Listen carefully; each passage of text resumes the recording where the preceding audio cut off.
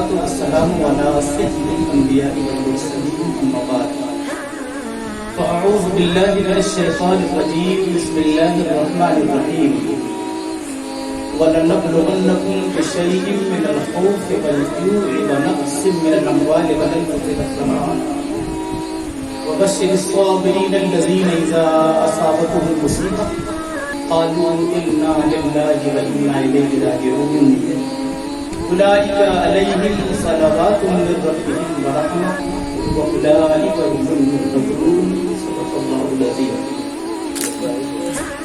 قال الله تبارك وتعالى في شان عظمة حبيبه الكريم إن الله وملائكته يصلون على النبي يا أيها الذين آمنوا صلوا عليه وسلموا تسليما. اللهم صل على سيدنا ومولانا محمد وتبارك وعافية الأبدان وشفائها وسر الأبصار وأضيائها وآله وصحبه دائما أبدا. پیغام کربلا اور عہد حاضر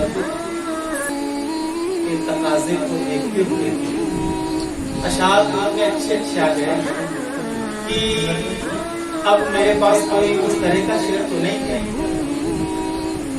عنوان کے اعتبار سے ایک شعر اس معنی میں آ گیا کہ عہد حاضر کی بھی عکاسی ہو جائے اور کربلا کی، تو وہ بھی کم سے کم ہمیں 100 سال پہلے جانا پڑے گا.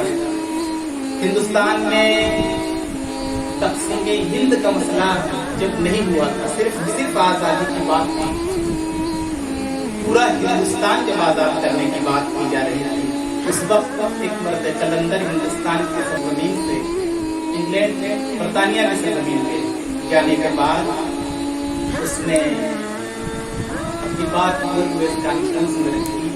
وہ نام کوئی اور نہیں تھا، وہ افراد علی برادران کے وہ روح رما تھے جن کو مولانا محمد جوہر کہتے ہیں. ان کی پورا مکمل کلام ہے، لیکن اس کے 2 شعر مطلع اور ایک بہت مشہور شعر ہے، اس کو پڑھ کے میں اپنی نسل کی گفتگو کو نظم سے ہی آغاز کرنا چاہتا ہوں کہ دور حیات آئے گا، دور حیات آئے گا قاتل قضا کے بعد، دور حیات آئے گا قاتل قضا کے بعد، ہے ابتدا ہماری تیری انتہا کے بعد. دور حیات آئے گا قاتل قضا کے بعد، ہے ابتدا ہماری تیری انتہا کے بعد. قتل حسین اصل میں مرگ یزید ہے، اسلام زندہ ہوتا ہے. دور حیات آئے گا قاتل قضا کے بعد، حالات کے پس منظر میں دور حیات آئے گا. یہ برطانیہ کی سرزمین پہ پڑھا گیا تھا، ہم ہند کی سرزمین پہ اسی شعر کو دہرا رہے ہیں. دور حیات آئے گا قاتل قضا کے بعد، ہے ابتدا ہماری تیری انتہا کے بعد. قتل حسین اصل میں مرگ یزید ہے، اور کیسا مرگ یزید ہے؟ یزید ایسا مر گیا، ایسا مر گیا، ایسا مر گیا. حسین کی شہادت میں ایسا مرا کہ اس کا نام دنیا میں کوئی اس نام پہ رکھنے کے لیے تیار نہیں. اور حسین شہادت کے بعد ایسا زندہ ہوئے، ایسے زندہ ہوئے کہ قرآن کی اس آیت کی صداقت پر صداقت کی مہر لگانے کے لیے حسین اعظم نے بتایا کہ اللہ کا قرآن کہہ رہا ہے لا تقولوا لمن يقتل في سبيل الله اموات. لوگ پریشان تھے جب قتل کیے گئے تو انہیں ہم مردہ کیوں نہ کہیں، جب تک سے سر جدا ہو چکا ہے تو مردہ کیوں نہ کہیں، جب دانت ٹکڑے ہو چکا ہے تو انہیں مردہ کیوں نہ کہیں، جب سانس کا فقر منصری سے پرواز کر چکی ہے تو انہیں کیوں نہ مردہ کہیں. تو امام علی مقام نے کربلا میں بتا دیا دیکھو اگر تمہیں زندگی میں شک ہے کہ کیسے مرنے کے بعد کیسے زندہ ہے، نیزے پہ تلاوت کر کے بتایا بھائی کی ضرورت نہیں. زبان اگر حلق کے اندر ہے اور اگر سر نیزے پہ بلند ہو تو اللہ کا کلام پڑھ کے یہ بتا دیتا ہے کہ شہید کیسے زندہ ہے. شہید کیسے زندہ ہے یہ نہیں، حسین کیسے زندہ ہے یہ بتا دیا. جسم سے سر الگ ہو چکا ہے مگر میں تلاوت کر رہا ہوں. زمانے میں قیامت تک حسین سے محبت رکھنے والے،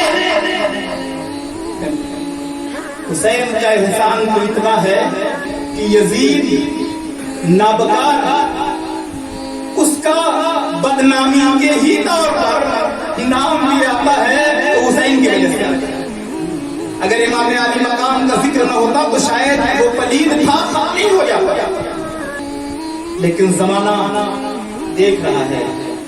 آج غور کرنے کی ضرورت ہے. اللہ کا قرآن سورہ بقرہ کی متواتر کئی آیات میں نے تسلسل کے ساتھ تلاوت کی ہے.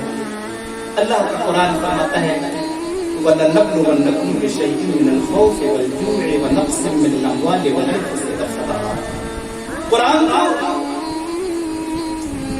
وحی الہی کے ذریعے سے نبی کونین صلی اللہ علیہ وسلم پہ نازل ہوا. قرآن کا پیغام آفاقی پیغام ہے. قیامت کی صبح تک سارے لوگوں کے لیے ہے. ایسا تو ہے نہیں کہ یہ کربلا میں یہ آیت نازل ہوئی. امام علی مقام کی ولادت سے پہلے سے آیات قرآنی کا نزول قرآنی کا آغاز ہوا. 23 برس پر قرآن نازل ہوتا رہا. صحابہ کے لیے، تابعین کے لیے اور قیامت تک آنے والے تمام امت مسلمان کے ہر فرد کے لیے قرآن سنویدھان آف اسلام ہے. قرآن اللہ کا پیغام ہے. قرآن عمل کرنے کے لیے نازل کیا گیا. لیکن نبی کونین صلی اللہ علیہ وسلم نے ایک موقع پر ارشاد فرمایا تھا میرے بعد 2 اہم چیزیں ہیں، 2 بھاری چیزیں ہیں، ہلکی چیزیں نہیں، 2 بھاری چیزیں ہیں. انہیں اگر مضبوطی سے تھام لو گے تو کبھی گمراہ نہ ہوگے. 2 بھاری چیزیں ہیں. ایک ہے کتاب اللہ، دوسرے ہیں نبی کی طرف نبی کے اہل بیت. اس ضمن میں اور بھی حدیثیں ہیں، سنت کا بھی کئی ذکر ہے، لیکن اس ٹاپک پر میں گفتگو کرنا چاہوں گا. ان دونوں چیزوں کو تھاما جا سکتا ہے، لیکن اہل بیت سے جو قرآن کا کنیکشن ہے وہ بڑا گہرا ہے. ایک طرف اللہ کا کلام ہے، ایک طرف نبی کی آل ہے. وَلَنَبْلُوَنَّكُمْ بِشَيْءٍ مِّنَ الْخَوْفِ وَالْجُوعِ وَنَقْصٍ مِّنَ الْأَمْوَالِ وَالْأَنفُسِ وَالثَّمَرَاتِ کی تفسیر دے. کربلا کی سرزمین ہے. امام علی مقام اپنے پورے خاندان کے ساتھ گئے ہیں. اس لیے گئے ہیں کہ دعوت پر بلایا گیا تھا. محتاط طریقے سے بڑی چھان پھٹک کر تحقیق کے بعد لکھنے والوں نے لکھا کہ 150 خطوط آئے تھے. ورنہ اور مؤلفین نے تو لکھا کئی ہزار خطوط تھے، لیکن 150 سفارش نامے اس لیے بلانے کے لیے بھیجے گئے تھے. امام علی مقام نے کہا کہ جب اس قدر چاہنے والے ہیں لوگ تو چلنا چاہیے. اگر یہ ہوتا کہ آپ آئیے ہم آپ کے فوجی بن کر لڑیں گے، اگر یہ لڑنے کی بات پہلے ہی ہوتی تو امام علی مقام سیدہ زینب کو نہ لے جاتے، سیدہ سکینہ کو نہ لے جاتے، بیمار عابد کو نہ لے جاتے، شیرخوار علی اصغر کو نہ لے جاتے. لیکن نہیں، دعوت میں بلایا گیا تھا. امام علی مقام پہنچے میدان کربلا میں. ابھی وہاں تک سفر طے ہی نہیں ہوا کہ راستے میں محاشرے ہونے لگے. غور طلب بات یہ ہے کہ پروردگار عالم نے اپنے محبوب کو دنیا میں مبعوث فرمایا تو نمونہ زندگی بنا کر بھیجا. لقد کان لکم فی رسول اللہ اسوۃ حسنہ، تمہارے لیے بہترین نمونہ رسول اللہ. اور زبانی رسالت سے نکلے ہوئے ہر جملے پر پروردگار عالم نے گارنٹی دے دی کہ میرا محبوب کچھ کہتا ہی نہیں اپنی طرف سے، وہی کہتا ہے جو میں کہلواتا ہوں. سورہ نجم میں پروردگار فرماتا ہے ان ہوا الا وحی یوحی، میرا محبوب جو کہتا ہے وہ وحی الہی کی تصدیق ہوا کرتی. تو گویا نبی کونین صلی اللہ علیہ وسلم نے فرمایا میرے بعد 2 بھاری چیزیں ہیں، ایک قرآن اور ایک اہل بیت. اب غور یہ کرنا ہے کہ قرآن سے اہل بیت کا کنیکشن کیا ہے. تو معلوم یہ ہوا آج بھی اور کل بھی ہر دور میں تھیوری الگ ہوتی ہے، پریکٹیکل اور ہوتا ہے. ایک شخص میڈیکل کی ساری کتابیں پڑھ لے، سرجری کے ساری چیزوں کو پڑھ لے، لیکن پریکٹیکل نہ کرے تو شاید پہلے آپریشن، اگر ڈینجرس آپریشن میں ڈگری چاہے جتنی بڑی ہو، پریکٹیکل ضروری ہے. थ्योरी नहीं समझ में आती, बगैर थ्योरी के प्रैक्टिकल नहीं होता। Quran theory of Islam. अब गौर करना ये है कि इन दो भारी चीजों को इसलिए पकड़ने का हुक्म दिया कि नबी गैबा नबी हैं, नबी जानते हैं कि उम्मत में कितने खाने बनेंगे, उनमें अहले हक के लिए भी एक गारंटी कार्ड दे दिया जाए। इन दो चीजों को पकड़ने वाला एक ही फिरका होगा, एक ही नजरिया होगा, एक ही अकीदा होगा, और वो होगा नबी वाले, नबी से मोहब्बत करने वाला। कुरान इतनी मजबूती से थामेगा कि अपने बच्चे को हाफिज़ कुरान बनाएगा। कुरान का इतना मजबूत फॉलोवर होगा कि अपने घर में कुरान खानी की महफिलें करवाएगा, डीजे में करवाएगा, दसवें में करवाएगा, 40 में करवाएगा, 80 में करवाएगा। उसे मौका चाहिए कि कंठा करके कुरान की तिलावत करवाएगा। गोया कुरान का रिश्ता इतना मजबूत है, और जब अहले बैत की बात आएगी तो फिर वो दलील नहीं मांगेगा कि इसका सबूत कहां से मिलता है। वो ये कहेगा जब हर 2 रकात में अल्लाहुम्मा सल्ली अला मुहम्मद व अला आले मुहम्मद कह रहे हैं, जब हर वक्त नमाज में आले मुहम्मद का जिक्र होता है, तो फिर खसूसियत के साथ आले मुहम्मद का जिक्र क्यों न करें, क्यों न करें। अब इससे बड़ी और दलील की क्या जरूरत है। तो मामला ये है कि अब ये दो चीजों को देखना है। ऐसा नहीं कि अहले बैत को हमने मान लिया और कुरान को दूसरे नंबर पर रखा, नहीं, दोनों को हमने मजबूती से थामा। और जब दोनों को मजबूती से थामा, इमाम अली मकाम ने कहा, ऐ मजबूती से थामने वाले, मैं तुम्हें हिदायत का पता दे रहा हूँ, मैं तुम्हें हिदायत का पता दे रहा हूँ। कौन होंगे उलाइका अलैहिम सलवातुम मिन रब्बिहिम व रहमा व उलाइका हुमुल मुहतदून। वो कौन होंगे? वो होंगे जो वलनब्लुवन्नकुम बिशैइन मिनल खौफि वल जु'i व नक़्सिन मिनल अमवालि वल अनफुसि वस्समरात पर अमल करने वाले होंगे। क्या मतलब हुआ? हम तुम्हें जरूर आजमाएंगे। करबला में इमाम अली मकाम पे इताब न था, अजाब न था, आजमाइश थी, इम्तिहान था। और इम्तिहान हमेशा उसका सख्त होता है जो जितनी ऊंची तालीम हासिल करता है, उतना ज्यादा पेचीदा सवालात भी उनसे होते हैं, उतने मुश्किल क्वेश्चन भी उनके पास आते हैं। जो एक बच्चा प्राइमरी का हो, एक ग्रेजुएशन का हो, और एक IAS में बैठने वाला हो, स्टूडेंट तो सब हैं, मगर सवाल उनके एतबार से किए जाते हैं। इम्तिहान का पर्चा उनके एतबार से हल करना है। करबला की सरजमीन पे आप उसे रिसालत में परवरिश पाने वाला है। करबला की सरजमीन पर नवाज़े रसूल है। करबला की सरजमीन पर जाने से पहले तालीम दिलाई और कलील को कसीर के मुकाबले में उस वक्त उतार दिया, उस वक्त उतारा जब मदीना पाक में नबी कौनैन सल्लल्लाहु अलैहि वसल्लम पर यहूदियत के उलमा का एक वफ्द आकर इनसे मुनाजरे की बात करने लगा। बात मुनाजरे पर हल्ला हो सकता, बात आगे बढ़ी, मुबाहले की बात आई। और जब मुबाहले की बात आई तो मुनाजरा आप जानते हैं, जो बात चीज से हल हो जाए वो मुनाजरा है, और जो बात मैदान में निकल कर हो वो है मुबाहला।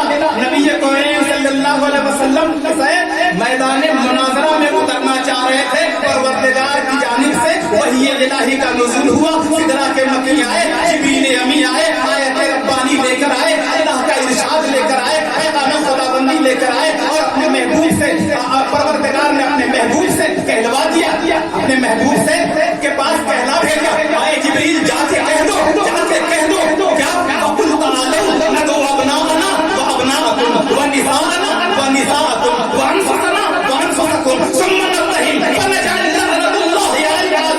पता ये चला परवरदिगार आलम की जानिब से आयात नाज़िल हुई, इसके मुकाबिल में 70 यहूदी बड़ी तादाद थी। नबी कौनैन सल्लल्लाहु अलैहि वसल्लम मैदान मुबाहिला में बुला लिया और कहा, आओ कल आओ मैदान में, तुम भी आओ हम भी आते हैं। फकुल तालौ नदउ अबनाअना व अबनाअकुम, तुम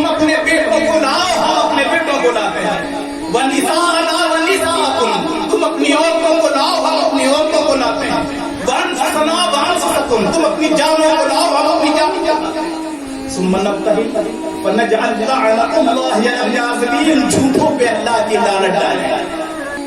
اب غور کریں، ادھر تعداد زیادہ ہے، وہ وقت آ گیا تبھی یہ سکون نمودار ہونے لگے، فجر سے کی نماز سے فارغ ہوئے، کاشانِ رسالت کا دروازہ کھلا، دربار رسالت کا دروازہ کھلا تھا، ہر ایک کی نگاہیں جمی کی حضور کس کو لے کے چلیں گے؟ مگر اللہ تبارک و تعالیٰ کی جانب سے جو آیات نازل ہوئی تھی ان میں فرمایا گیا تھا تم اپنے بیٹوں کو لاؤ، اپنی عورتوں کو لاؤ، اپنی جانوں کو لاؤ۔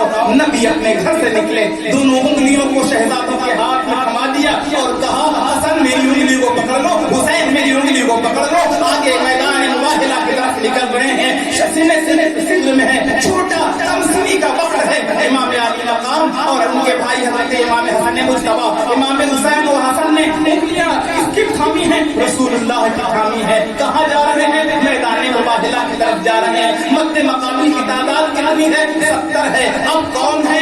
تو اس کا جواب تو ہو گیا، لاؤ اپنے بیٹوں کو، ہم اپنے بیٹوں کو لاتے ہیں۔ کون کہلوا رہا ہے؟ پروردگار کہلوا رہا ہے۔ اب زمانہ یہ نہ کہے نبی کا نبی آن ہو کیسے ہو گئے، ارے وہ کیسے ہو گئے اس میں نہ پڑھو۔ جب رب انہیں بیٹوں کی جگہ پہ استعمال کرنے کے لیے، بیٹوں کی جگہ بھیجنے کے لیے رب العالمین نے انتخاب کر لیا، تو پھر آنے نبی ہم انہیں کہنے کے لیے ہم کیوں سوچیں؟ جب رب کہلوا رہا ہے، جب رب کہہ رہا ہے کہ میرے محبوب لے کے نکلو میدان میں۔ اب پتہ کیا چلا آگے یہ دونوں، پھر اس کے بعد کون ہے؟ حضور سید عالم صلی اللہ علیہ وسلم نے اپنی 4 بیٹیوں میں سے ایک بیٹی کا انتخاب فرمایا، طیبہ طاہرہ خاتون جنت حضرت فاطمہ کا انتخاب فرمایا، وہ ساتھ ہو لے رہی ہیں۔ اس کے بعد کون ہے؟ علی مرتضیٰ ہیں۔ 5 لوگ میدان کی طرف آگے بڑھے، میدان مباہلہ کی طرف یہ 5 آگے بڑھے۔ 70 کے مقابل میں یہ 5 جسم ہیں، لیکن اگر نبی کو ہٹایا جائے تو 4 بچے۔ آج بڑے مسئلے رہتے ہیں، کچھ لوگ کہتے ہیں ہم 4 یاری ہیں، کچھ کہتے ہیں ہم پنجتنی ہیں۔ جماعت اہل سنت کا نصیبہ عروج پر ہے، الحمدللہ یہ 4 یاری بھی ہے، پنجتنی بھی ہے۔ ہمارا بٹوارا نہیں، نبی کو امت کے مقابل میں کھڑا نہ کیا جائے تو 4 اور ان 4 مخصوص کے ساتھ قیادت کی حیثیت سے نبی کو شامل کیا جائے تو 5۔ معلوم یہ ہوا کاشائے نئے نبوت پہ ہما وقت رہنے والے افراد جنہیں ابو بکر، عمر، عثمان اور علی کہا جاتا ہے، یہ 4 افراد کو اکٹھا کر لیا جائے اور ان کے ساتھ جب رسول کو ملایا جائے تو یہ تو ابھی 4 یار ہے، اب 75 بن گئے۔ ایسے ہی علی، فاطمہ، حسن، حسین کو وہ ابھی 4 ہیں، جب حضور کو شامل کیا جائے تو 5 بن جائے۔ معلوم یہ ہوا ہمارے پاس ایک نہیں تو 4 یاری ہیں، ہم تو ڈبل 4 یاری ہیں، ہم تو ڈبل پنجتنی ہیں۔ کیوں؟ اس لیے جو دل کو تھاما ان کا دامن تھام کے، دل کو تھاما ان کا دامن تھام کے، ہاتھ میرے دونوں نکلے کام کے، ہاتھ میرے دونوں نکلے کام کے۔ میدان مباہلہ میں اتنی کم سنی کی عمر میں لے کے چلے، کس کے سامنے لے کے چلے؟ مد مقابل جو چھٹے ہوئے چنیدہ لوگ جو ہر طریقے سے سچم ہوں اور وہ بھی نبی سے مقابلے کی جرات کر کے آئے، ان کے مقابل میں اتارا تو کتنے؟ 5۔ گویا یہ بتایا جا رہا تھا کہ ابھی تمہیں سب سے پہلی کوشش جو ہے جس میں میں تمہیں انگلی پکڑ کے لے جا رہا ہوں، وہاں بھی تمہاری تعداد کم ہوگی۔ یہ سمجھ لینا، اہل حق کی تعداد کم ہوگی مگر کم من فئۃ قلیل غلبت فئۃ قلیل۔ اللہ تبارک و تعالیٰ قلیل کو غالب کرے گا کثیر پہ۔ میدان مباہلہ میں حسنین کو لے کے چلے، خاتون جنت کو لے کے چلے، حضرت علی کے مرتضیٰ ساتھ چلے، 5 لوگ میدان میں پہنچے۔ حضور سید عالم صلی اللہ علیہ وسلم اور ان کے ساتھ ابن حسین قدسیہ کو دیکھ کر تمام یہودیوں کے جو آگے بڑھ رہے تھے ان کے قدم وہیں رک گئے۔ جیسے ہی نظر پڑی قدم رک گئے، اب وہ آگے بڑھنے کی ہمت نہیں۔ حضور نے بھی وہیں ٹھہر کے کہا آگے تم نہیں آتے؟ لاؤ فقل تعالوا ندعو ابناءنا، یہ زبان رسالت سے وہی دہرایا جا رہا ہے جو آیات قرآن کی شکل میں نازل ہوا. یہ حدیث نہیں، یہ قرآن ہے. سرکار دو عالم صلی اللہ علیہ وسلم نے دونوں سے آگے بڑھا دیا اور کہا ندعو ابناءنا وابناءکم، میرے بیٹے ہیں، بدے مقابل میں بھیجو. کوئی آگے نہیں آیا. کیوں؟ یہ جرات یہودیوں میں نہیں تھی، یہ جرات یہودیوں میں نہیں تھی. انہوں نے توریت کہا تھا ایمان کی دولت رسول اللہ کے واسطے سے، ہمارے نبی کے واسطے سے نہ ملنے والی تھی، مگر اس کے بعد بھی جرات نہ ہو سکی. مگر جب جرات کرنے والا جرات میں آمادہ ہوا تو سن 61 ہجری میں جا کے، سن 60 ہجری میں جا کے جرات کرنے والا وہ جرات کر رہا ہے. توریت پڑھنے والوں میں جرات نہ کی ایام میں، طفولیت میں اور اس عمر میں جا کر جس وقت میں حضور نے انہیں الحسن والحسین سید الشباب اہل جنہ کا پیغام دے دیا، اس وقت جرات کرنے کے لیے قرآن پڑھنے والا آ گیا میدان میں، نماز پڑھنے والا آ گیا میدان میں، رسول اللہ کا کلمہ پڑھنے والا آ گیا میدان میں. پتہ یہ چلا کہ کفر سے زیادہ خطرناک نفاق ہے، منافقت بہت خطرناک چیز ہے. اتنی شک کو سمجھنے کی ضرورت ہے. کربلا کی سرزمین پہ امام علی مقام میں کے مقابل میں آیا. اب آپ دیکھ لیں وہاں آیا تو وہاں ٹریننگ دی جا رہی ہے. اس لیے حسین جانتے تھے کہ ہم جب چاہیں اکٹھا کر لیں، جب چاہیں اکٹھا کر لیں، مگر جب جھوٹوں پر اللہ کی لعنت ڈالنی ہو، جب کتاب الہی ٹوٹنے والا ہو، تو ظلم کے خلاف صرف ہم جائیں گے.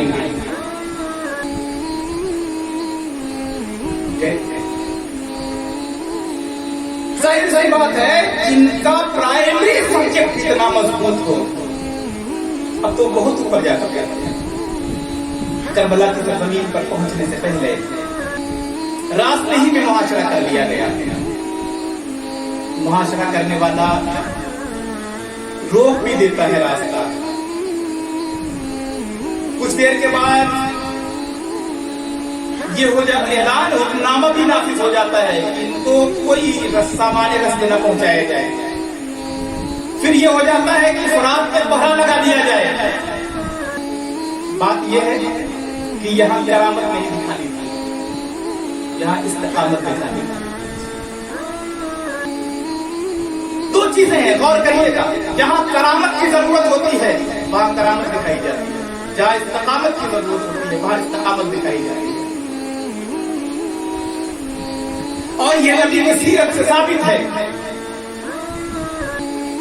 حضور اگر اشارہ کرتے تو دو پہاڑ آپس میں مل جاتے، کٹریوں کے طریقے سے پیس دیے جاتے دشمن، اور پہاڑوں کے فرشتے بار بار آ کے کہتے یا رسول اللہ کہیں تو، مگر نہیں، تو صبر کے عظیم مقام پہ کھڑے ہو کے بتا رہے ہیں. دوسری طرف میدان کارزار میں اگر کسی کی تلوار ٹوٹ جائے تو اختیار کا یہ عالم ہے کہ کھجور کی ٹہنی دے دے تلوار بن جائے. اختیار کا یہ عالم ہے کہ علاج معالج کی ضرورت نہیں، علی مرتضیٰ کی عاشور چشم پر آئے تو لعاب دہن کافی ہو جائے. اختیار کا تو یہ عالم ہے کہ میدان بدر میں ایک بات کا خلاصہ کروں میں، اکثر و بیشتر ہم جب جذبے میں آتے ہیں تو ہم کہتے ہیں ہم صرف 313 تھے. تعداد 313 تھی جناب، پورا عالم اسلام تھا. صرف 313 نہ تھے، وہ مکمل اسلام تھا. وہاں پورا عالم اسلام تھا وہاں میدان نظرہ. لیکن تعداد کے اعتبار سے مد مقابل سے کم رہے. اختیار کی بات یہ تھی کہ حضور نے ہاتھ اٹھا دیا، پروردگار نے قرآن کریم کے اندر ذکر فرمایا اور کہا کہ ہم نے بدر میں فرشتوں کی جماعت کو اتار دیا. اور صحابہ فرماتے تھے اکثر ایسا ہوتا تھا کہ ہم نے دیکھا کہ ابھی ہماری تلوار نیام سے باہر ہی نکلی تھی کہ سامنے والے کا سر قدم سے جدا ہو کے زمین پہ گر چکی. مگر استقامت جب دکھانی ہوتی تھی تو پیٹ پہ پتھر باندھ کے دکھایا. संसार करने वालों के गुरूह से निकल कर अपने ऊपर पत्थर खा के दिखाया। ये इस्तिकामत थी रसूलुल्लाह की। और मौजज़ा, उंगली उठाए तो चांद दो टुकड़े करके दिखाया, सूरज को पलटा के दिखाया कि पावर देखना हो तो देखो जो कोई नहीं कर दिखा सकता, और अगर सब्र देखना हो तो देखो जो कोई नहीं कर। उस आगोश में परवरिश पाने वाले मैदान करबला में पहुंचे। किसकी आगोश में परवरिश पाए? उसकी आगोश में जो मुअल्लिम अखलाक था, जो वजह तख्लीक़े कायनात हैं, उनकी आगोश में परवरिश पा रहे हैं। आका अलैहिस्सलाम की आगोश में परवरिश पाने वाला मौके को बड़ी आसानी से समझ लेते हैं। क्यों? इसलिए कि बशारत तो उस वक्त भी दी गई थी। अक्सर ये सवाल होता है, आप एक चीज को एक और खुलासा करता हूँ, अक्सर ये सवाल होता है कि बद्र का दिन नहीं मनाते आप इस एहतमाम के साथ, जबकि उसमें भी शहीद हुए थे साहब। उहद का मार्का हुआ जिसमें सैयदुल शुहदा हजरत अमीर हमजा शहीद हुए, हजरत मुसाब बिन जुबैर शहीद हुए, 70 सहाबा इकराम शहीद हुए। उनकी लाशों के साथ अजीब अजीब खेल खेले गए, उसको भी आप नहीं इस एहतमाम के साथ मनाते। हमने कहा जनाब हम इसलिए मनाते हैं कि हम सुन्नी हैं, हमें उसमें सुन्नत की झलक आनी चाहिए, सुन्नत की झलक आनी चाहिए। सुन्नत की क्या झलक आई? एक दिन सिदरा के मकी जिब्रील अमीन तशरीफ ले आए, हजरत इमाम अली मकाम खेल रहे थे। जिब्रील अमीन अलैहिस्सलाम आए, अल्लाह का पैगाम ले आए और कहा कि ये मिट्टी है करबला की, ये उस सरजमीन की मिट्टी है जहां आपका ये नवासा जो है बहुत चहीता है, ये शहीद कर दिया जाएगा। हुजूर सैयद आलम सल्लल्लाहु अलैहि वसल्लम की आंखें अश्कबार हुई। क्यों? वो मोहब्बत की।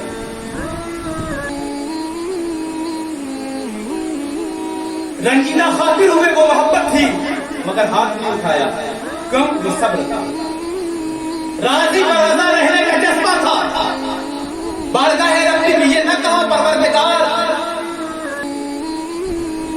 इससे मेरे बच्चे को बचा दे, नहीं, बल्कि हाथ उठा दिया और कहा परवरदिगार इसके पाए इस्तिकामत को मजबूत कर दे, इसको सब्र दे, दुआ कर। और दूसरी तरफ नबी कौनैन सल्लल्लाहु अलैहि वसल्लम ने अपने गैब का सबूत देते हुए हजरत उम्मे सलमा रज़ियल्लाहु तआला अन्हा को बुलाया। क्यों? वो मिट्टी तो हजरत आयशा सिद्दीक़ा को भी दे सकते थे, वो मिट्टी तो हजरत उम्मुल फज़ल को भी दे सकते थे, वो मिट्टी तो हजरत फातिमा को भी दे सकते थे, वो मिट्टी तो अली मुर्तज़ा को भी दे सकते थे। मगर हुजूर की निगाहें बसारत देख रही थी कि जिस वक्त में ये वाक़या रूनुमा होगा उस वक्त सवाए हजरत उम्मे सलमा हयात रहेंगी, इसलिए कहा इसे रख लो, जिस दिन ये सुर्ख हो जाएगी ये समझ लेना मेरा बेटा शहीद हो गया। एक चीज का ये भी खुलासा कर दिया कि ये धोखे के साथ होगा, लोग कहते हैं, और वो इसलिए कहते हैं कि ये आम इंसान के दिमाग में बात आ सकती है, हमारे दिमाग में भी ये बात आ सकती है कि इतने सहाबा मौजूद थे, इतने ताबईन मौजूद थे, इतने जानसार और वफादार मौजूद थे, हुसैन का बना रह गया, ये बात आ सकती है। लेकिन बात ये थी कि जंग के लिए अगर ऐलान कर दे तो कोई ऐसा नहीं था जो हुसैन की तरफ न रहता है, मगर जंग के लिए गए नहीं, वो गए दावत के लिए, दावत हक के लिए। जब मैदान करबला में पहुंचे तो इमाम अली मकाम के साथ इनका कुनबा है, 82 आदमियों पर मुश्तमिल एक काफिला है, जो पलटता है तो 10 आदमी को बचता है। मुहाशरा हो चुका, जैसे ही मुहाशरा हुआ फरात में कब्जा, जान मारने की धमकी, सोशल बाइकाट, खाना न दिया जाए, समझ में आ गया कि आज इस पर्चे को हल करना है जो कुरान में परवरदिगार फरमाता है वलनब्लुवन्नकुम बिशैइन मिनल खौफ। हुसैन आज़म ने अपने सब्जेक्ट पर गौर किया और एक भी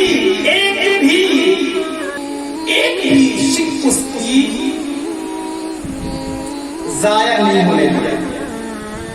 जैसे ही खौफ खुदा दिया गया, हुसैन समझ गए वलनब्लुवन्नकुम बिशैइन मिनल खौफ, हम तुम्हें आजमाएंगे खौफ से। ये आजमाइश है, इसलिए खौफ खुदा दिया जा रहा है। फिर वलनब्लुवन्नकुम बिशैइन मिनल खौफ वल-जू', पानी से खुराक पर कब्जा लगा दिया गया। समझ गए कि पानी से आजमाया जा रहा है। वनक़्सिम मिनल अमवाल, मालों के नुकसानात से, वल-अनफ़ुस वस्समरात, जानों और फलों के नुकसानात से। दरख्त में जो फल आते हैं उन्हें हम फल समझते हैं, लेकिन जो नस्ल इंसानी को फरोग देने के लिए जो घरों में बच्चे पैदा होते हैं वो इंसानियत के दरख्त के फल हुआ करते हैं। आप देखें आजमाइश का सिलसिला शुरू हुआ। ये करबला के लिए तो नहीं हुआ था, मगर करबला में हालात क्रिएट हुए। यह आयत करबला के लिए नहीं, यह आयत हुसैन आज़म के लिए नहीं, मसला इसका था। आयत तो सबके लिए थी, यजीदियों के लिए भी थी, हुसैनियों के लिए भी थी, मगर समझ में आने का हिस्सा उनके हिस्से में था जिसको नबी ने कह दिया था जिन्हें हिंदुओं को मजबूती से थामे रहोगे कभी गुमराह न होगे। इसी वजह से परवरदिगार आलम की बारगाह से जो नबी आए और नबी की सीरत और सुन्नत में अमल करना हमारे लिए अपनी जान के साथ ईमान के तहफ़्फ़ुज़ की ज़मानत बन रही है।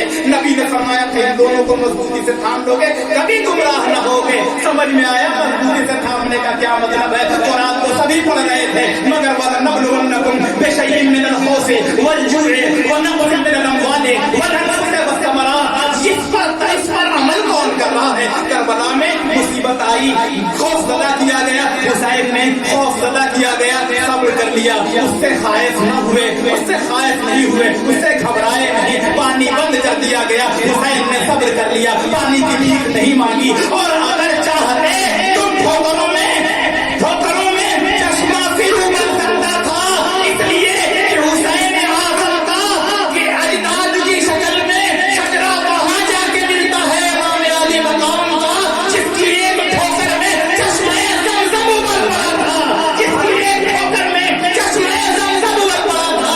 मगर वजह क्या थी, वहां पानी न था जहां पानी दूर तक न था। इनके दादा सैयदना इस्माइल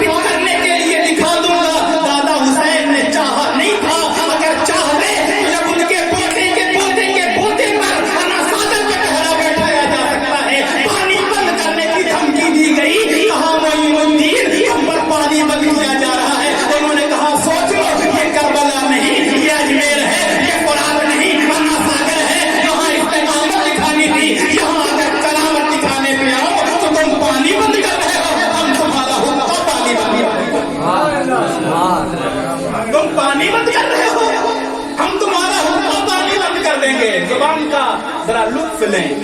حکا پانی بند کرنا سمجھ نہیں ہے. انا ساگر پہ پہرا بیٹھا ہوا ہے, کہاں نہیں جا سکتے. کون؟ یا غریب نواز کو بھی نہیں جانا چاہتا, خادم کو بھیجا, خادم کو بھیجا, کہاں نہیں جا سکتے. اچھا نہیں جا سکتے تو کیا کرنا ہے؟ تو کہا بی کا نہیں جا سکتے تو یہی ہوتا. کہا انا ساگر سے تجھے خواجہ نے بلایا. پاور یہ دیکھنا ہے کہ رب العالمین اپنے بندوں کو عطا کرنے پہ آئے تو ایک پیالے میں پورا انا ساگر سمیٹنے کی طاقت دے دے. کیوں؟ اس لیے کہ ولیوں کی کرامتیں انبیاء کے معجزات کے پردہ اور عکس ہوا کرتے ہیں.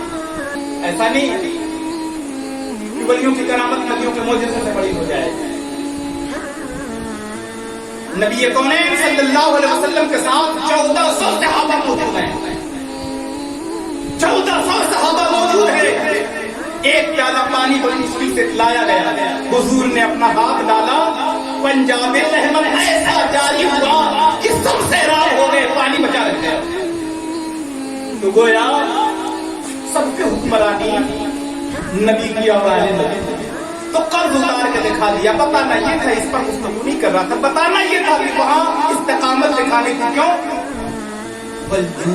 تمہیں آزمایا جائے گا. جب آزمایا جائے گا تو پیاسے رہ کے امتحان دینا تھا. آزمایا جا رہا ہے نا تو آزمائش نہیں کرنا تھا. مالوں کا نقصان تھا, جانوں کا نقصان تھا, سارے نقصانات.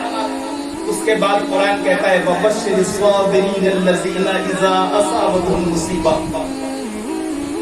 اتنی آزمائش کے بعد, اتنی مصیبتوں کے بعد بشارت کن کے لیے ہے؟ انہی مصیبتوں سے گزر جانے والے, اسی سسٹم کو فالو کرنے والے تھے. بشارت دی وَبَشِّرِ الصَّابِرِينَ الَّذِينَ إِذَا أَصَابَتْهُمْ مُصِیبَةٌ. بشارت ان لوگوں کے لیے, خوشخبری ان لوگوں کے لیے جن کے جو مصیبت میں صبر کریں. قالوا کہیں, صبر کے بعد کیا کہیں؟ انا للہ و انا الیہ راجعون. ہم بھی اللہ کا مال ہیں اور ہمیں بھی پلٹ کے اللہ کی طرف جانا ہے. غور کریں, کربلا کی سرزمین پہ پیاسا رکھا گیا, پیاسے رہے. بھوکا رکھا گیا, بھوکے رہے. نقصانات مالوں کا کیا گیا, املاک تباہ کی گئی, برداشت کرتے رہے. ثمرات جو پھل تھے علی اصغر کو مانگا, پیش کر دیا. علی اکبر کی ضرورت پڑی, پیش کر دیا. اون محمد کی ضرورت آئی, پیش کر دیا. علی اکبر کی جوانی کی ضرورت پڑی, پیش کر دیا. عباس علمبردار کے بازوؤں کے ساتھ اپنی جانوں کا نذرانہ پیش کر دیا.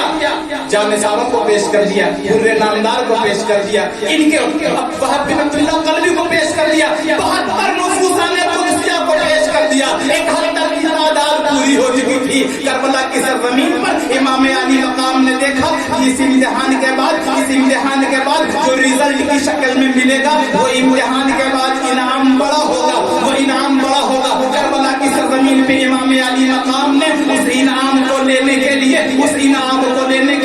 انہوں نے اسلام کی ڈوبتی ہوئی نفس پہ ہاتھ رکھ کے دیکھا تھا کہ آج اس کی ضرورت کیوں پڑ گئی. وقت مقابل بھی قرآن پڑھنے والا ہے, اس کی سمجھ میں کیوں نہیں آ رہی ہے؟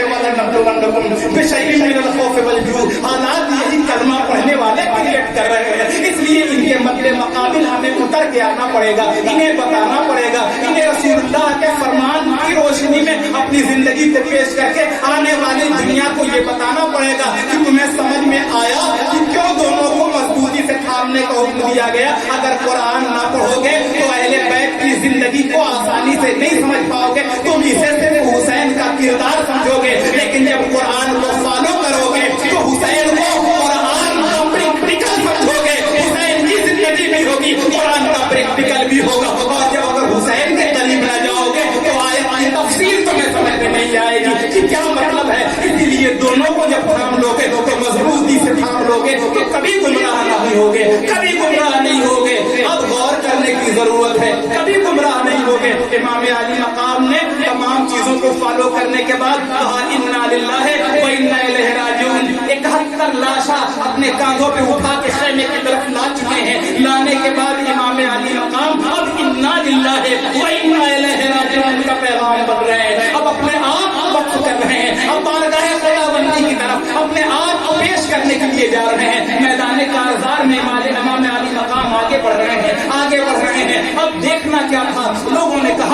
افتخار علی اصغر کی قربانی انہیں کمزور نہ کر سکی، جوان علی اکبر کی قربانی انہیں کمزور نہ کر سکی، اب بھتیجے قاسم کی قربانی انہیں کمزور نہ کر سکی، بھانجوں کی شکل میں محمد کی قربانی انہیں کمزور نہ کر سکی، عباس بلاول ان کے بھائی کی قربانی انہیں کمزور نہ کر سکی، چچا زاد بھائی مسلم بن عقیل کی قربانی انہیں کمزور نہ کر سکی، اور یہی تک نہیں اپنے بعد پھر اس کے بعد خدشات ہیں وہ خدشات کیا ہیں؟ بالی سکینہ کی کا سوال ہے، بہن زینب کا سوال ہے، بیوی شہربانو میرے باپ کا سوال ہے، ان کی عصمت کا سوال ہے، مگر اللہ کا سپرد کر کے انا للہ و انا الیہ راجعون کی تفسیر بننے کے لیے میدان کارزار میں اتر رہے ہیں۔ غور کرنے کا مقام یہ ہے کہ ان تمام مراحل سے گزرنے کے بعد امام علی مقام میں خود اپنی جانوں کی قربانی پیش کر دی، اپنی جان کی جب قربانی پیش کر دی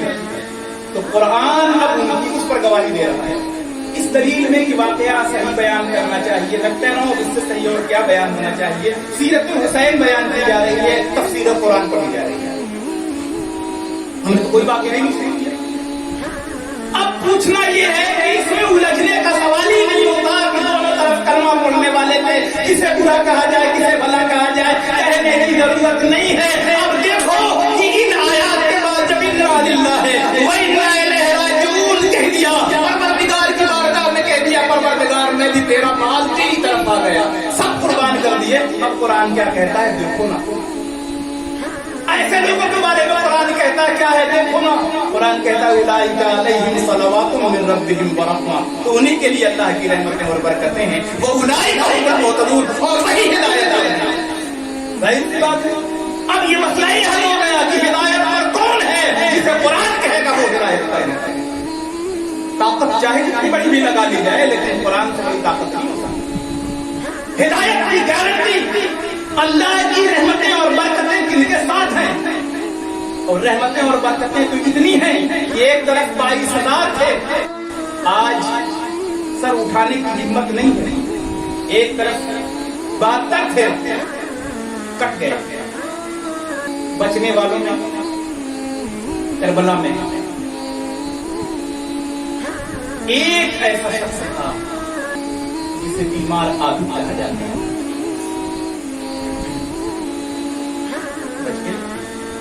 ان کا بچنا تھا، پوری حسینیت بچ گئی، یزید خود بچ گیا، مگر قتل حسین اصل میں مرگی یزید ہے، بچ تو گیا تھا یزید، شہید تو ہوئے تھے حسین، جو بچ گیا وہ مٹ گیا، جو کٹ گیا وہ بلتا جا رہا ہے، وہ بڑھتا جا رہا ہے۔ اسلام کی طرف میں قدرت نے لچک دی ہے، تم جتنا دباؤ گے اتنا ہی ابھرے گا۔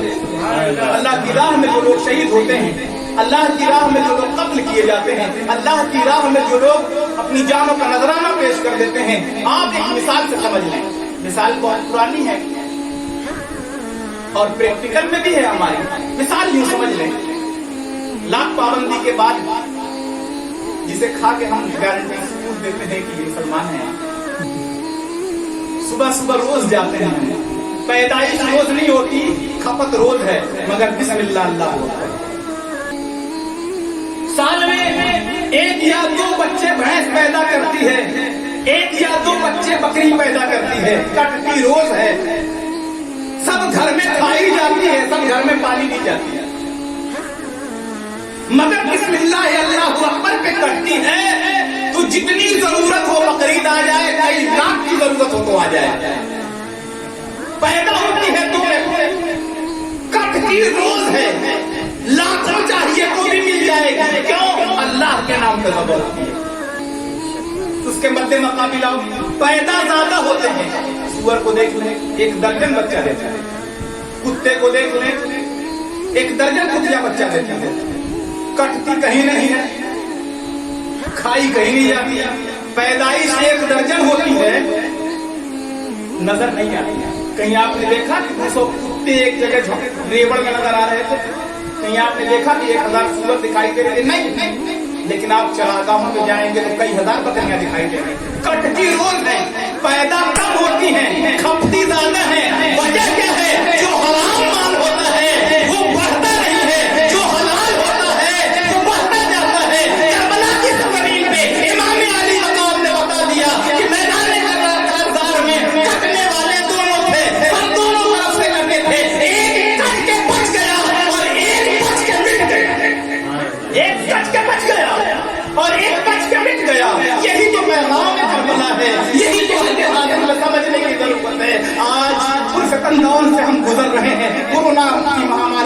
है, दीगर और सारी चीजें हैं। वलनब्लुवन्नकुम बिशैइन मिनल खौफ, तुम्हें आजमाया जाएगा, लेकिन आजमाइश का सेहरा और समरा क्या होना चाहिए? आजमाइश का सिलसिला जरूर दराज होता रहे, मगर आजमाइश का मरहला अगर इन्ना लिल्लाहि व इन्ना इलैहि राजिऊन की तरफ जाए तो यकीनन हुसैनियत का जज्बा दिल के अंदर होना चाहिए।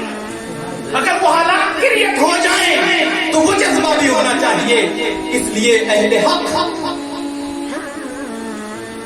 करबला की तारीख इसलिए बयान करते हैं, तो करबला की तारीख इसलिए याद करते हैं कि जब रसूल करीम सल्लल्लाहु अलैहि वसल्लम के पास जिब्रील अमीन ने कह दिया, मिट्टी रख दी, हुजूर की आंखें अश्कबार हो गई, गोया मिट्टी रख दी गई। हुसैन को नहीं देखते, उम्मे सलमा मिट्टी देखते, मदीना के बाहर देखती, उम्मे सलमा मिट्टी देखती।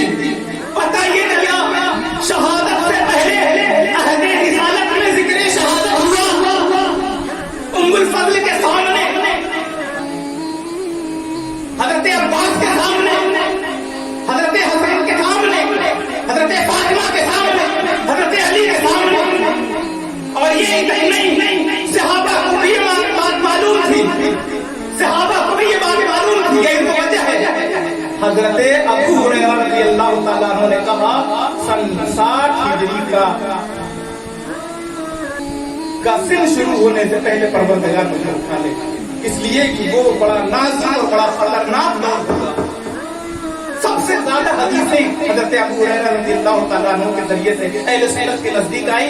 वो जो हुजूर की हदीसों को रवायत कर रहे हैं, वो दुआ कर रहे हैं, परवरदिगार सन 60 हिजरी का जमाना मुझे न नजर के सामने आए। गोया जिसकी शहादत का जिक्र शहादत से 50 साल 40 साल पहले, शहादत के 40-50 साल पहले जिनकी शहादत का जिक्र किया जाता रहा हो, वो शहादत के बाद क्यों नहीं किया जाएगा? यही वजह है कि जिक्र हुसैन कर रहे हैं। हम अहले सुन्नत हैं, नबी ने शहादत से पहले अगर एक मरतबा भी जिक्र कर लिया तो हम शहादत के बाद 1000 मरतबा भी जिक्र करेंगे। क्यों? इसलिए कि इसका सबूत हमारे पास है। जिक्र क्या जरूरी है ये जिक्र करना? क्या ये नमाज है? नहीं, ये नमाज नहीं। मगर नमाज तो नहीं है, मगर वो नमाज भी इसके बगैर नहीं मुकम्मल की जाती। इस जिक्र से भाग कर अगर हम यहाँ से भाग जाए, 2 रकात की नियत बांधे, अल्लाह अत्तहियात से फारिग हो, अत्तहियात से फारिग हो, अल्लाहुम्मा सल्ली अला मोहम्मद तक पहुंचे हैं, वाला आले मोहम्मद पढ़ के यहाँ से भागे थे, वहां पकड़ जाएगा। माना कि ये तो नामनेट आल की बात है, आल बमाना फॉलोवर भी है। उनकी बात क्या है? परवरदिगार को हमारे और आपके जिक्र को भी उसी नमाज में शामिल करता है। आल के माना क्यों होता है? फॉलोवर के माना क्यों होता है? औलाद के माना क्यों होता है? तो एक चीज ये है कि करबला की सरजमीन से हमें जो पैगाम मिल रहा है वो ये है कि आजमाया जाएगा, और आजमाइश के मराहिल से हम बड़ी तेजी से गुजर रहे हैं। 12 बज रहे हैं, क्या सभी को बजे? घड़ी के बजे। अच्छा, घड़ी के बजे। दुरूद पाक अल्लाहुम्मा सल्ली अला सय्यिदिना व मौलाना मुहम्मद कुतुबी व दवाइहा व आफियत लबदानि व शिफाइहा व नूरिल अबसारि व रियाइहा व आलिहि व सहबिहि दाइमन अबद। अल्लाह के गिरामी अर्ज ये कर रहे थे कि करबला की तारीख इन दिनों में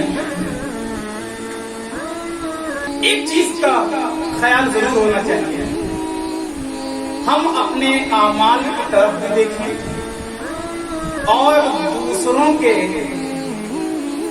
अकीदे की तरफ भी देखें, उसके नजरिए की तरफ भी देखें। वो ये है, किसी की अकीदत पर अगर वो अहले हक है तो उसके अकीदे पर हम सर्टिफिकेट लगाने वाले नहीं, उसके अमल पर एक तरफा हम धुआंधार बैटिंग न करना शुरू कर दें, उससे कभी करीब जाकर पूछने की भी जरूरत है। बहुत सारी ऐसी चीजें हैं कि हम सोचते कुछ हैं, करने वाला करता कुछ है। اگر وہ کچھ کر رہا ہے تو اس کے کرنے کا ثواب اسے ملے گا، صرف ہمارے سوچنے کی بنیاد پہ۔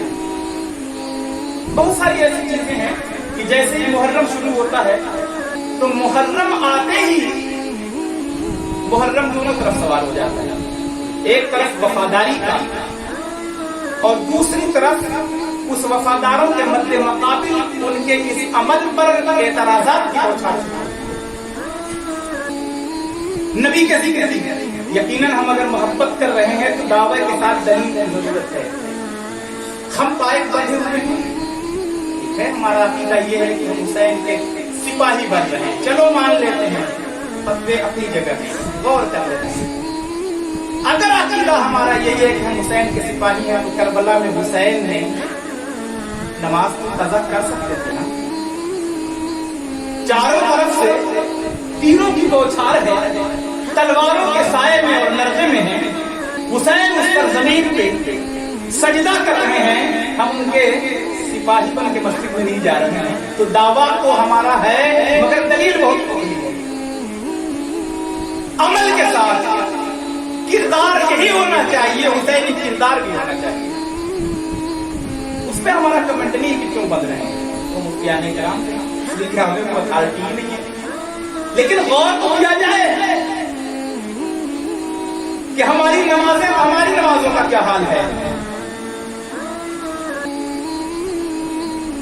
کاندھے پہ روزہ حسین اٹھانے والوں کو مثال دینے میں ہم نیزے کی مثال اٹھا کے دیتے ہیں۔ یزیدیوں نے سر حسین کو نیزے پہ گھمایا تھا۔ میں یہ پوچھنا چاہتا ہوں کیا تعزیہ نیزے پہ گھمایا جاتا ہے؟ میں اس کی وکالت نہیں کرتا، چپ رہتے اللہ کے بندے، کیا ضروری ہے کہ ہر جگہ وہی چیز شروع کر دی جائے؟ اگر نیزے پہ سر گھمانا نظر آ رہا ہے تو کیوں نیزے پہ سر ہی گھمانا نظر آ رہا ہے؟ کاندھے پہ سراپا گھمانا کیوں نظر نہیں آتا؟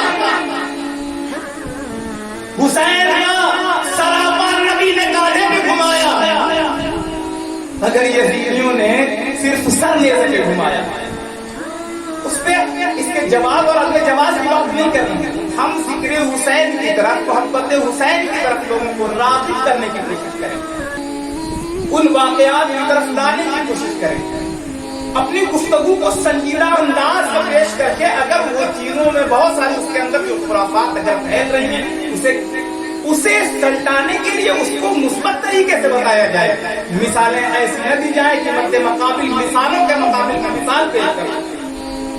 نیزے کی مثال اگر وہ کہے کہ ہم نے تو کہیں ہوئے زمین پر نیزے پہ گھماتے ہوئے نہیں دیکھا، کاندھے پہ گھما رہے ہیں اور ہم تو وہ سنت ادا کر رہے ہیں، حسین کے سراپے کو نہیں پا رہے ہیں تو شبیہ روضہ حسین کو گھما رہے ہیں، کیا دلیل بنے گی؟ اس وجہ سے اگر ایسا ہے تو اس کے لیے مضبوط اور ٹھوس چیزیں ایسی ہونی چاہیے جس کا کوئی نہ کوئی اثر ہو۔ واقعات کے ساتھ جو رسم و رواج جو بڑھ رہے ہیں، ان رسم و رواج کو فالو کرنے والوں کے لیے آپ سنجیدہ انداز میں گفتگو، سنجیدہ انداز میں یہ باتیں رکھیں، اور یہ بات علماء کی ہے، مفتیان اکرام کی ہے، وہیں تک رکھی جائے تو بہت اچھی بات ہے، اس لیے کہ ان تمام چیزوں کو دیکھا جائے سوشل میڈیا کے ذریعے سے بہت ساری چیزیں چالو ہو جاتی ہیں۔ سوشل میڈیا کے ذریعے سے محرم آتا ہے تو اس وقت میں سب سے زیادہ اہل بیت، سب سے زیادہ چار یار یاد آتے ہیں، اس وقت میں جناب ابو بکر سب سے زیادہ یاد آتے ہیں، اس وقت عمر فاروق سب سے زیادہ یاد آتے ہیں، اس وقت عثمان غنی سب سے زیادہ یاد آتے ہیں۔ میں پوچھنا چاہتا ہوں محرم کے ان ایام عاشورہ، ایام یوم شہادت میں ہی کیوں یہ دن سب سے زیادہ یہی شخصیات یاد آتی ہیں؟ یقیناً یاد آنی چاہیے، مگر جن کا دن ہے اس دن کو یاد کرنے کے لیے یہ دن کیوں نہیں یوم صدیق منایا جاتا؟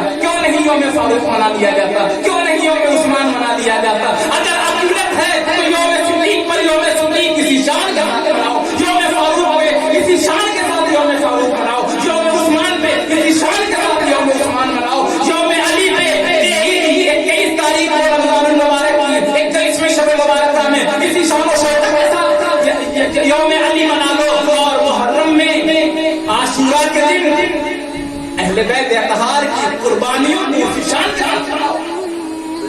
اسی میں لانے کی کیا ضرورت پڑتی ہے؟ اس لیے عقیدت کا جہاں تک معاملہ ہے، عقیدت میں ملاوٹ نہ کی جائے، عقیدت خالص رکھی جائے۔ نعت کا پروگرام چلتا ہے، اس میں ایک نوٹ لگا رہتا ہے 2 شعر مدح صحابہ ضروری ہے۔ میں پوچھنا چاہتا ہوں 2 شعر مدح صحابہ ہی ضروری ہے؟ 2 شعر مدح اہل بیت بھی ضروری ہے؟ کیوں؟ اگر نعت میں 2 شعر مدح صحابہ ضروری ہے تو کیوں ضروری ہے؟ تو مدح اہل بیت کیوں نہیں ضروری ہے؟ ہم جب دونوں کو باندھ رہے ہیں تو ہمارا قول و عمل ایسا ہونا چاہیے، ہم 2 شعر مدح صحابہ بھی کہیں گے کہ 2 شعر مدح اہل بیت بھی کہیں گے، لیکن ہمارے پروگرام جب ہوتے ہیں 2 شعر مدح صحابہ کہنا ضروری ہے، مدح اہل بیت کیوں نہیں کہیں گے؟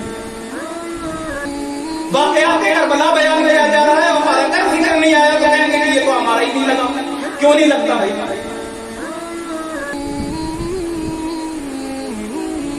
اور سنیے، ہم درود پڑھتے ہیں تو محمد و آلہ و اصحابہ ہی پڑھتے ہیں، ہم وہ اصحابہ و آلہ ہی نہیں پڑھتے، ہم نبی کے آل اور اصحاب کے درود پڑھتے ہیں۔ تو نبی کے آل سے محبت تو ضروری ہے، خانے دونوں اپنی جگہ ہے۔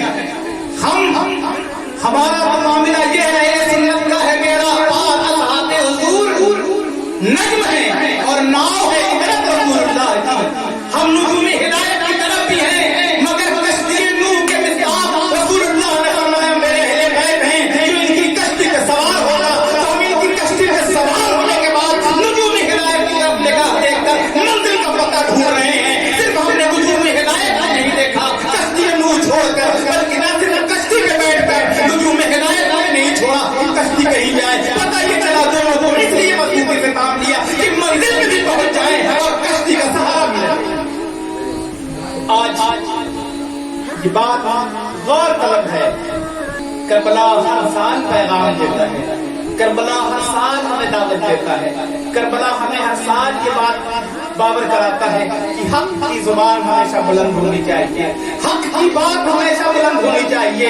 اہل حق کا کارواں اگر 72 ہو تو 22,000 کے لشکر جرار کے مد مقابل وہ ٹھہرتا نہیں، سمجھوتا کہیں نہیں کرتا، یہاں تک کہ حی علی الصلاۃ کی صدا اگر 22,000 کے لشکر سے آتی ہے وہاں بھی سمجھوتا نہیں کرتا۔ کیوں نہیں سمجھوتا کرتا؟ وہ اس لیے نہیں سمجھوتا کرتا کہ اہل حق ہوا کرتا ہے، وہ آل نبی دشمنی نہیں کرتا، وہ نبی دشمنی نہیں کرتا، وہ قرآن اور احادیث میں جواب دشمنی نہیں کرتا۔ 22,000 کی جماعت الگ ہے، 72 کی جماعت الگ ہے۔ میدان مقابل میں وہاں کو بھی سمجھوتا نہیں ہوا۔ اگر دیکھا جائے تو صحابہ کے بیٹے تھے، صحابہ کے بیٹے تھے۔ حسین کہتے ہیں یہ ہماری لڑائی ہے، ہم لڑے ہیں، بڑی جماعت ہے چلو وہیں پڑھیں، مگر ایسا نہیں کیا۔ اذان ادھر بھی ہو رہی ہے، اذان ادھر بھی ہو رہی ہے، نماز ادھر بھی ہو رہی ہے، نماز ادھر بھی ہو رہی ہے۔ پتہ یہ چلا ایمان عقیدہ مستحکم ہے تو نماز کا ثواب ملتا ہے، جماعت کا ثواب ملتا ہے۔ جماعت چاہے جتنی بڑی ہو، اگر عقیدے میں رکاوٹیں آ رہی ہیں، امام علی مقام کا پیغام دنیا کے سامنے عام ہے، ہم کسی پہ کمنٹ نہیں کرتے۔ ہمارا معاملہ یہ ہے کہ اگر عقیدہ مستحکم نظر آئے تو وہاں ہمارا ہمیشہ سپورٹ رہتا ہے۔ عقیدے کا معاملہ ہے، اگر عقیدہ درست ہے تو ہم چند لوگوں کے ساتھ بھی پڑھتے ہیں، عقیدہ درست ہے تو کثیر لوگوں کے ساتھ بھی پڑھتے ہیں۔ امام علی مقام نے میدان کربلا سے ایک نہیں بے شمار پیغام دیے۔ ایک پیغام یہی ہے، دوسرا پیغام ظلم کے سامنے کبھی نہیں سر نکو ہونا، تیسرا پیغام تمہاری تعداد چاہے جتنی بھی کم ہو، سامنے والا اگر تخت حکومت میں ہو، اس کے فوج کے کارندے تمہیں پریشان کر رہے ہوں، مگر حق کے سامنے ڈٹ کے رہنا، حق پر قائم رہنا، باطل کے کو منہ توڑ اور دندہ شکن جواب دینے کی کوشش کرنا، اور جواب دینے میں اگر انا للہ و انا الیہ راجعون کی ضرورت پڑ جائے تو یہ کرے گا۔ یہ پیغام دیا کربلا سے۔ دنیا کی تاریخ میں دیکھا، سکوت غرناطہ کو دیکھا، اسپین کو دیکھا، روس کو دیکھا، پوری دنیا کے منظرنامے کو دیکھا، جہاں کہیں پہ بھی اس مشن سے ہٹے وہاں سب ختم ہو جائے. اللہ کریم ہمیں پیغام کربلا سمجھنے کی کوشش توفیق عطا فرمائے. اگر ہم نے پیغام کربلا کو سمجھ لیا تو یقیناً ہم یہاں پہ بھی سرخرو رہیں گے اور وہاں پہ بھی سرخرو. ہمارے معاملات امام علی مقام سے اس لیے سب سے اچھے ہونا چاہیے. ہر انسان کو کچھ ضرورت ہوتی ہے. ہمیں اگر کہیں جانا ہے اور وہاں بغیر پرمیشن کے اگر نہیں جانے کی اجازت ہے تو آپ ایسے سوچ سکو چاہیں گے کہ ان کے ساتھ جاؤں, ان کا پتہ بتا کہ آپ کی انٹری ہو جائے. جنت میں ہر آدمی جانا چاہتا ہے. سرداری جنت کو چھوڑ کر جنت میں جائے گا تو سرداری جنت کو چھوڑ کر نہیں. کچھ جنت میں جانے کی فکر بھی ہے مگر یزید کو جنت میں لے جانے کی بات کی جا رہی ہے.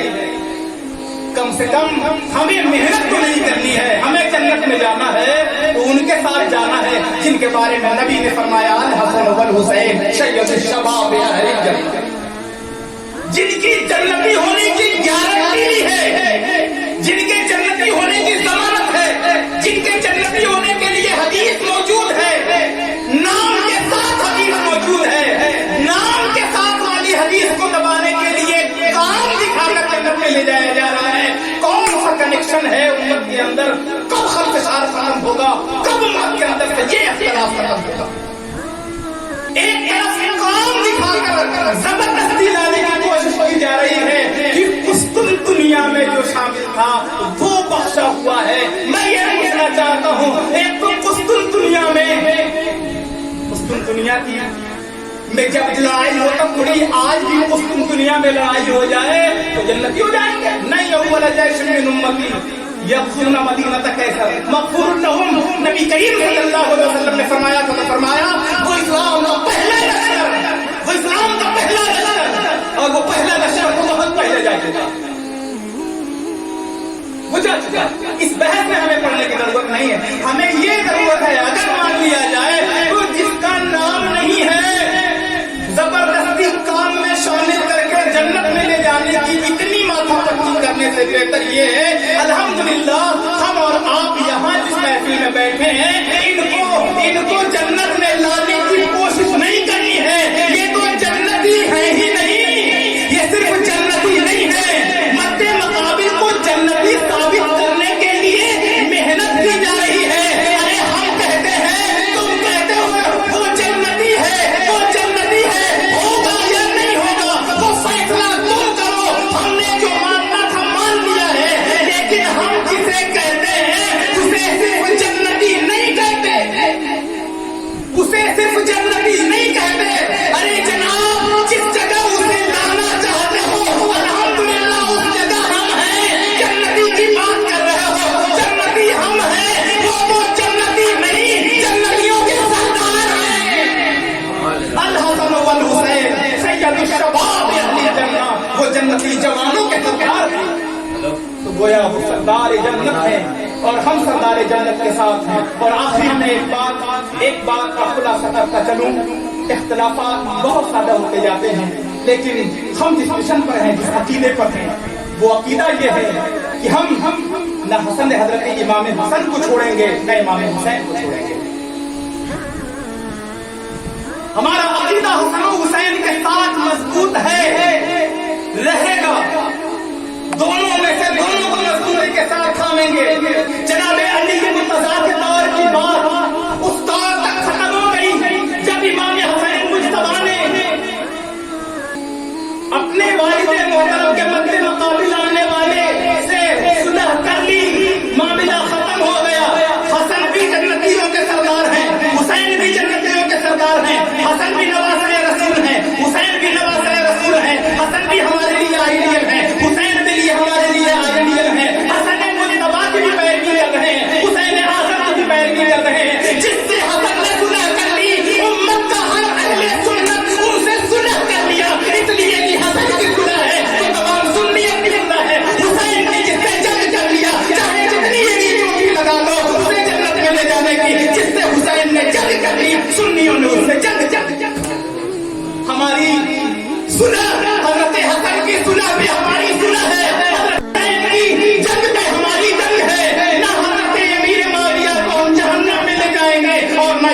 को जन्नत में ले जाएंगे, इसलिए कि हसन की सुलह पे सुलह है, हुसैन की जंग पे जंग।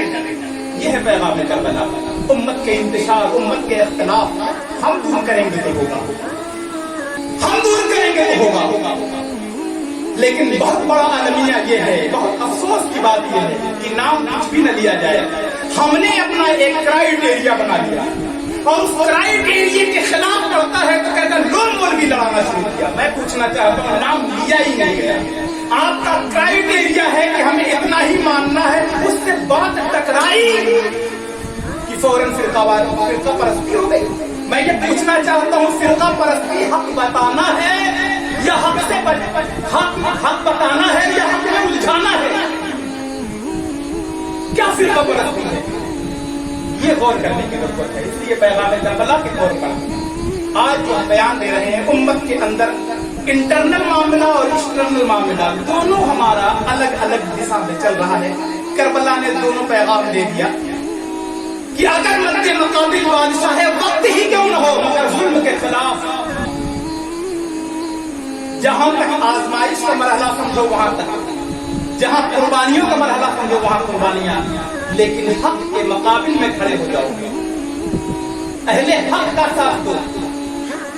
और दूसरी तरफ अगर मामला पेचीदा हो जाए, इत्तेबा की जरूरत है, आइडियल की जरूरत है, रहनुमा की जरूरत है, 1400 बरस के बाद मुकदमे को की फाइल खोलकर न उसके गवाह आपके पास मौजूद हैं, न इन्हीं शाहिदीन मौजूद हैं, वही किताबों से आप हल करेंगे। 1400 बरस के बाद हल न करो, वो उस हज मसले पर अमल करो जो उस जमाने में जिसे आप पहले हल समझ रहे हैं, उन्होंने जो हल कर दिया उसी को हल करो।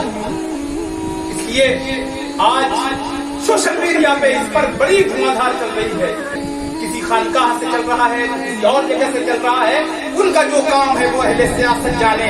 मेरा पैगाम मोहब्बत है, जहां तक पहुंचे हम पैगाम मोहब्बत के तौर पर गुफ्तगू करना चाह रहे थे, इसलिए कि हमारा मामला ये है कि हम अहले बैत अतहार को उसी तरीके से मानते हैं जिस तरीके से मानने का हक दिया गया। और रहा सवाल हिस्से ईमानियात पे हम मान रहे हैं क्यों?